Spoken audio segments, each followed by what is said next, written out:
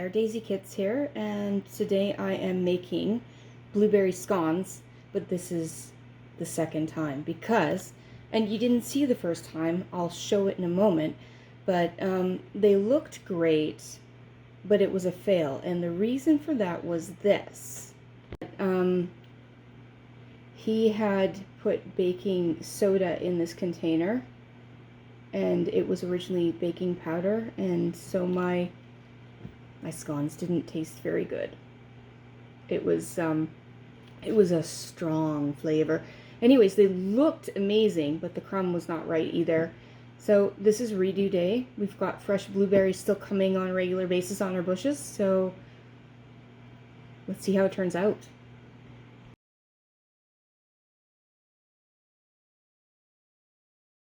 Now I've lined a baking sheet with parchment paper, and I've set the oven to 375.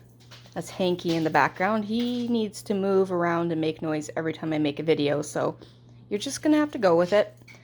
And then for the other supplies, I have a fork, a whisk, a pastry cutter. I've got my flour in one bowl, and I have another container for the wet ingredients when we combine them together.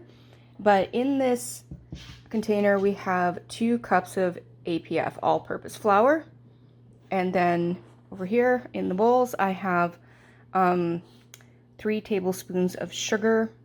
I have 2 tablespoons of baking powder this time, powder, not soda, and then I have, what was it, half a teaspoon of salt.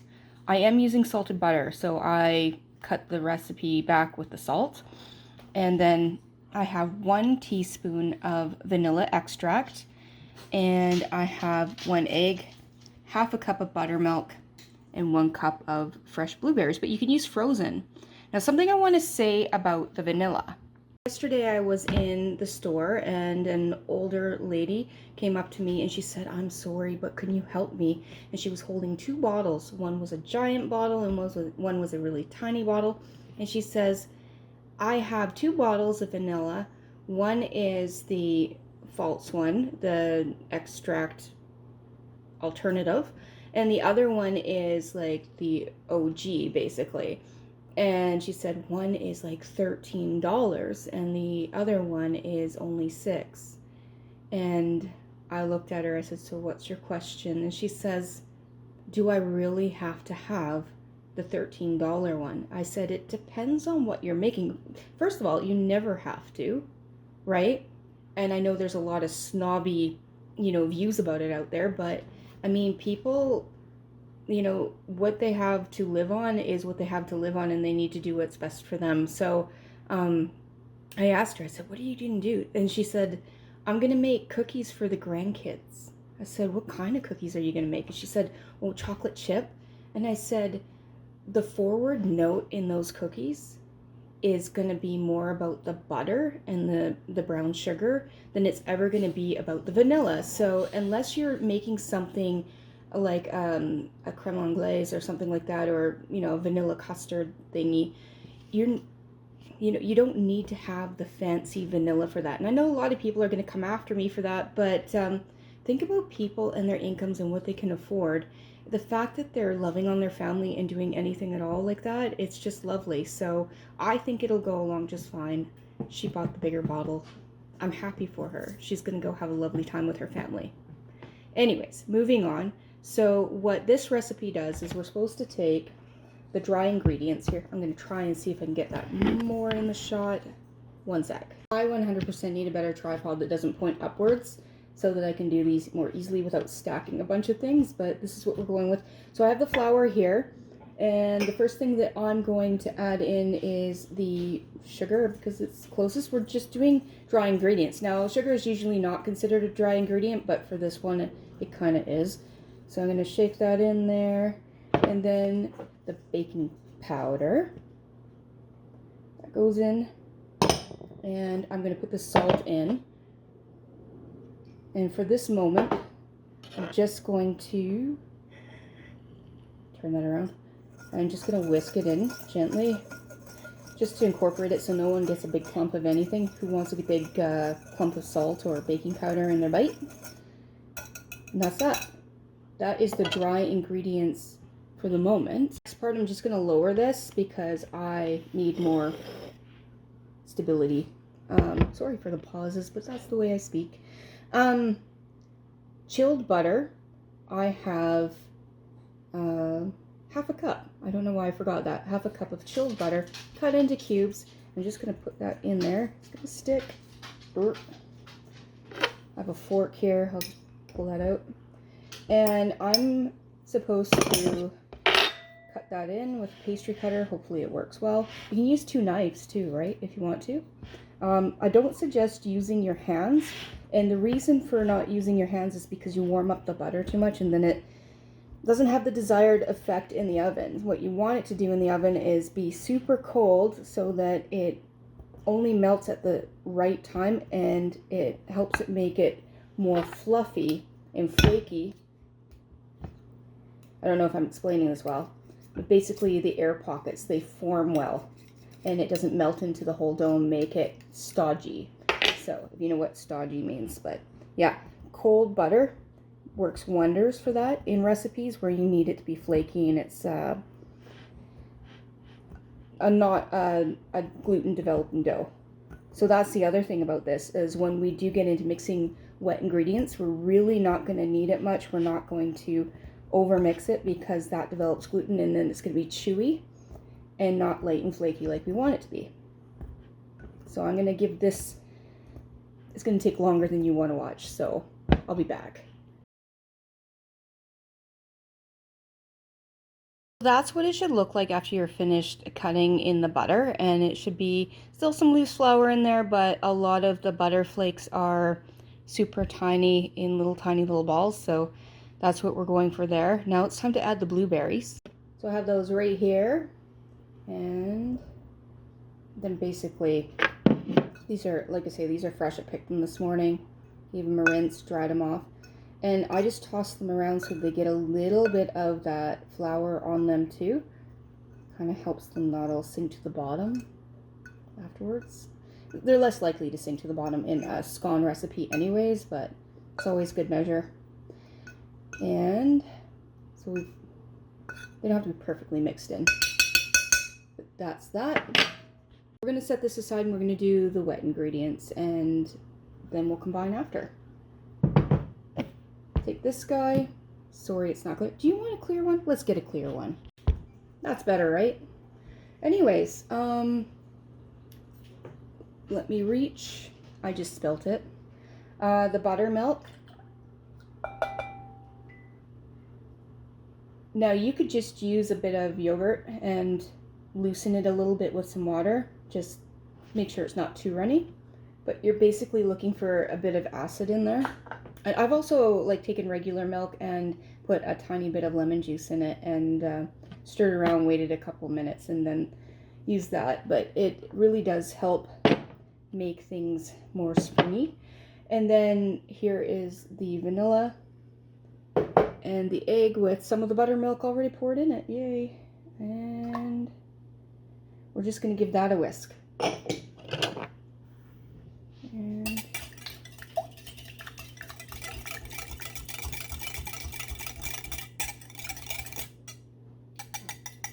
don't really have to do too much to it, actually. We don't need to overdo it. Switching out. And we're going to now pour, but we're going to kind of drizzle it over. Basically don't pour it all in one spot so that it ends up making a cavity. It goes in there, and then I'm going to take that fork I was using before. It looks like it has a piece of fuzz on it, so let's get that off. We're just going to lightly kind of fold and mix because we don't want to over mix like I said before. And I also don't want to really squash all the blueberries. So just kind of giving it a little turn in here so it kind of starts to form together. And I'll show you what that looks like in a minute. So this is where we're at, and you can see there's still some dry flour in there. We want that we are going to do the rest on the countertop. I'm going to put this out onto the counter, being careful not to spill it all over the floor. Can you tell that's happened before? Just using a bit of a bowl scraper here. Right. And you can see, as I turn the camera a little bit, you can see just basically how loose it is. So I'm just gonna do a light knead to combine, because that acid in that buttermilk is already working to help stick everything together. It's I even use yogurt or buttermilk in my cakes that I make for people, and they always comment how lovely and springy and moist they are. So I mean, there are different heavier types of cakes that you wouldn't want to do that to, but yeah, it's a trick for sure. So I'm not super kneading, I'm just kind of barely combining here, trying to get whatever is wet parts of the dough to stick to the rest. Because I also don't want to melt all the butter with my hands, because like I say, in the oven we want it to have that special effect of making those bubbles and making the flakiness. So we are, yeah, I wasn't even really pushing hard on it. I was just kind of tapping it together. So that's what I mean by do not develop the gluten. So anyways, now we're going to flatten it out a bit. So I'm just doing a little dusting of flour to not have everything stick. That's all right. You use a rolling pin. And we're looking for, I'm already squishing berries, but that's okay to squish a little bit, but we're just going to be super gentle. And we're looking for circular pattern-ish. I always do mine a bit rustic, but we're looking for about an inch thickness so that they cook evenly.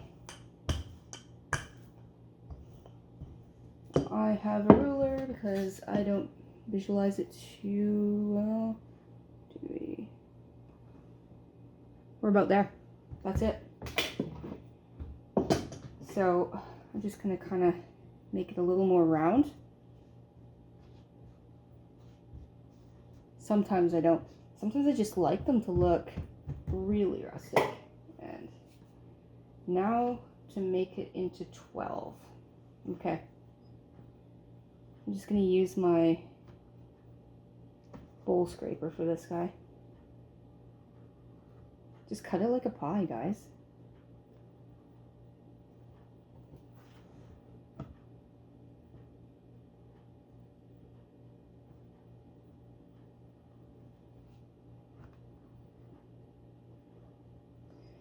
Well, the recipe called for 12, but I think we're going to do big ones, so you can, of course, use a cutter and do shapes and stuff like that, but I like the wedge shape. So I'm going to put these guys in on the pan, which you're sitting on. Just going to move them evenly spaced onto the pan. Kind of like to dust off a little bit of that. So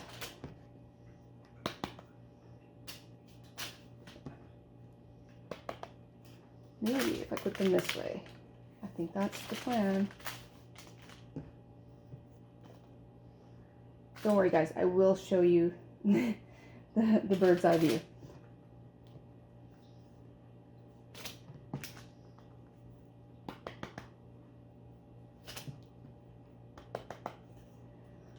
All right, and now it's just to make sure that we put the sugar topping on it. Here they are, and now I'm just gonna use an egg wash, and I'm gonna get these guys done. This is how we get the sugar to stick anyways, so I will go at this, and then I will be back to you. Final thing is just to sprinkle some sugar on there, so let's give that a go, just lightly. I will not make you watch the whole thing of me sprinkling sugar. Just went in on the middle rack, and we'll set the timer for about 20 minutes and check them. Now, don't worry about the disgrace of the bottom of the oven there. Yeah, that is a liner that we take out and it's recyclable.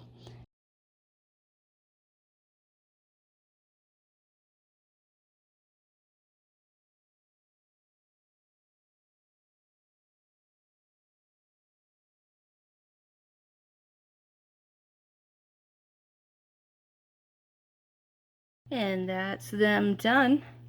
Let's pull them out. So I usually let things cool on the pan for a little bit, but because of the blueberries melting out of the scones, um, the sugars from them was threatening to burn the bottom. And I know that they got a little more done than I wanted to on the very tips, but it's not that bad. But yeah, you can see the blueberry right there. It's starting to get a little too overdone, but it's not actually burnt. And so that's how you kind of judge it. And also, it's got that hollow sound to it and a little bit of spring in the top. So a nice bottom on it, not too overdone. I think I pulled them at just the right time. The original recipe was like, 22 minutes. I put it on for 20 minutes. I pulled them at 16 at 375. So everybody's oven is different at whatever altitude. So you're going to have to play with it. But I think that this is going to be really good. Let them cool for a bit and then we'll look at the inside, okay? I think it's time that we cut into this and see what the inside looks like. I think next time I might do them a little bit thicker, but also smaller in, width and... Oh, I love the crumb. I love the crumb. Check that out. Can you see it? Everything is perfect. It's nice and moist. And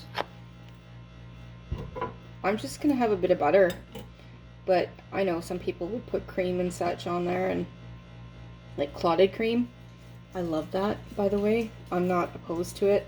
I just don't have any, and I refuse to go to the store right now. So I'm gonna take a bite.